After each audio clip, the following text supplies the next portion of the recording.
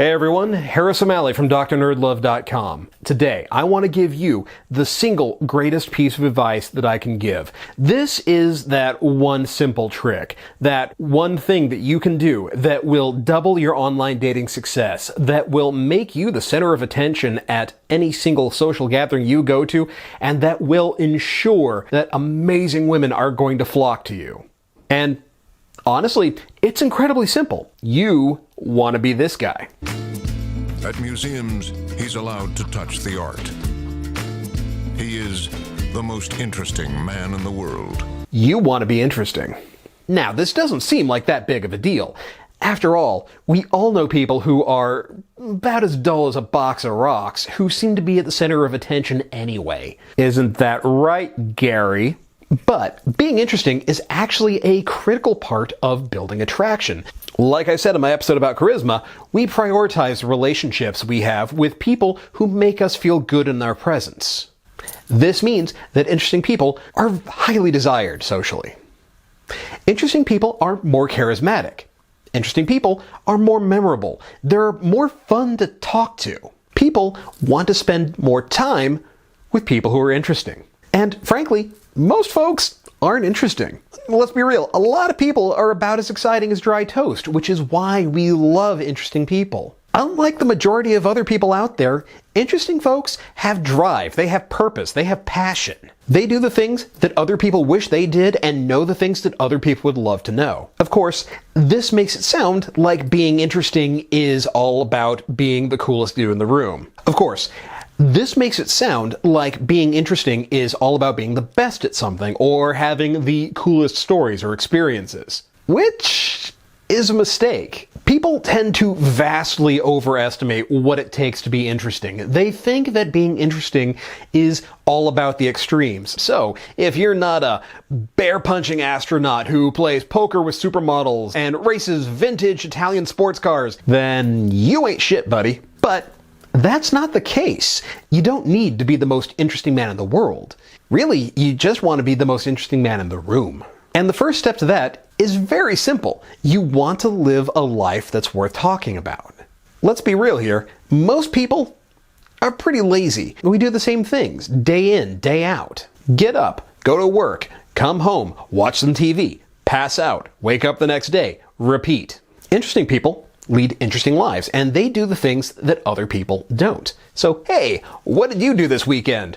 Binge watch that popular show on Netflix? Hey, guess what? So did everybody else you know. On the other hand, someone who spent the weekend taking a class on how to make sushi rolls, that's different. That is something that a lot of people are going to want to know more about. Somebody else took a course on parkour, or spent the weekend teaching blind people how to walk with a cane. Somebody else went on a local ghost tour. Somebody else went to a seminar on marketing on YouTube.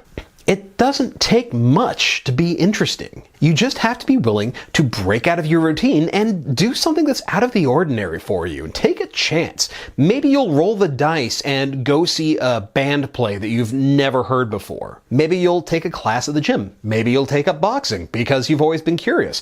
Maybe you'll find out that there is a HEMA group in your area and you'll decide to learn how to fight with longswords because why the hell not? One of the easiest ways to become more interesting is to simply indulge your curiosities, pick up random skills and learn new things, whether it has any practical purpose to your life or not.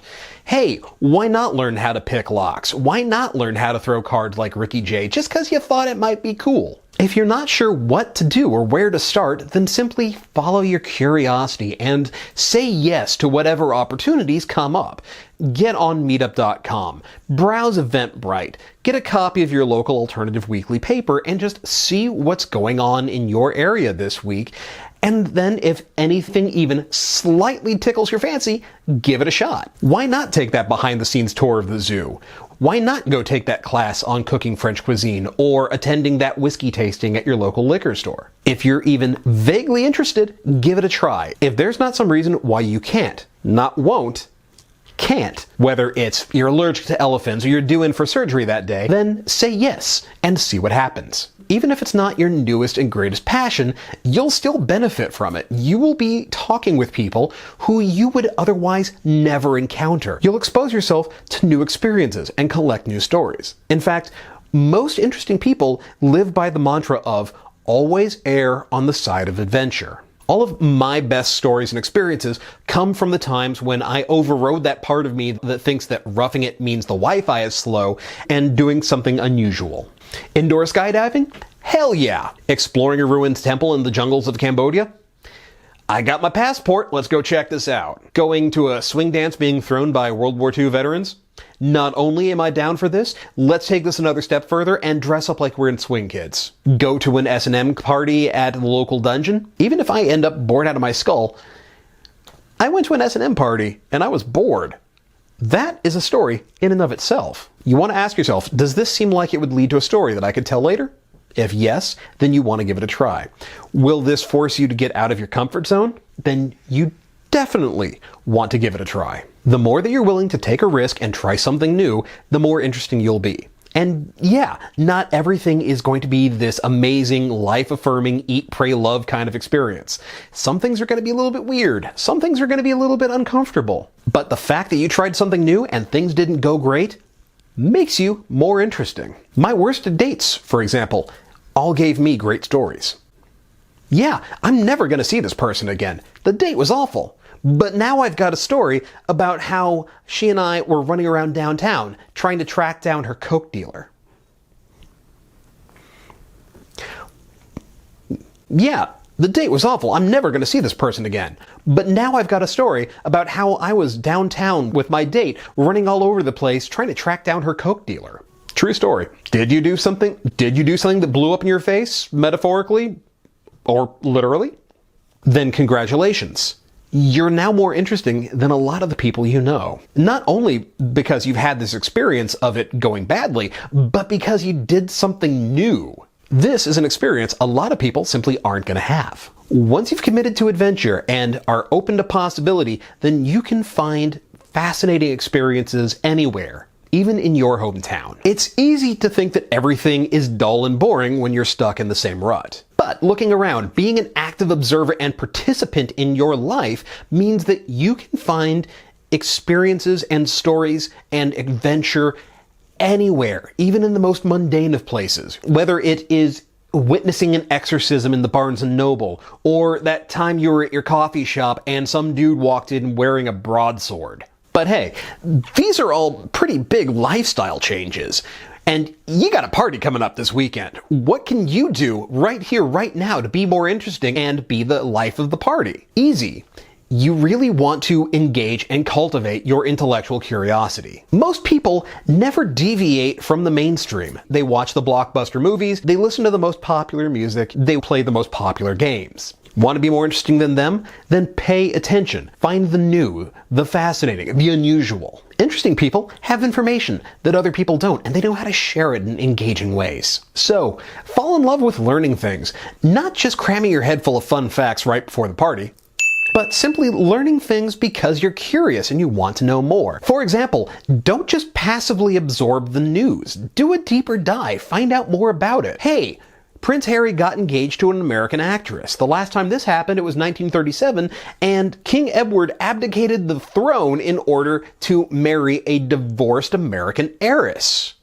You know, the whole thing that led up to the King's speech. But don't think this was a romance novel come to life, because turns out Eddie's kind of a Nazi and was hoping that Hitler was going to give him backsies on the whole giving up the throne thing. So, read books on your local history. Watch documentaries on Netflix and Hulu.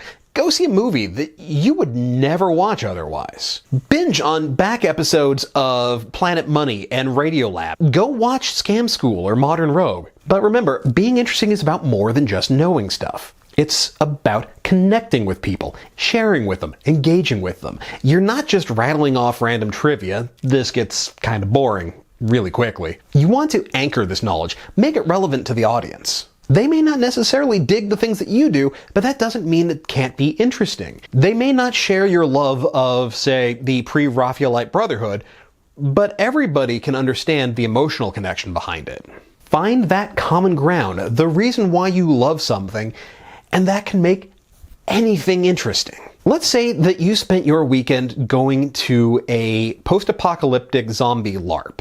That is not going to be something a lot of people are going to dig. But that sense of adventure, that contest of wit and skill, that feeling of trying to survive a horror movie scenario, those are all things that people can really grip onto, and that makes it interesting. But here's another thing that a lot of people get wrong about being interesting.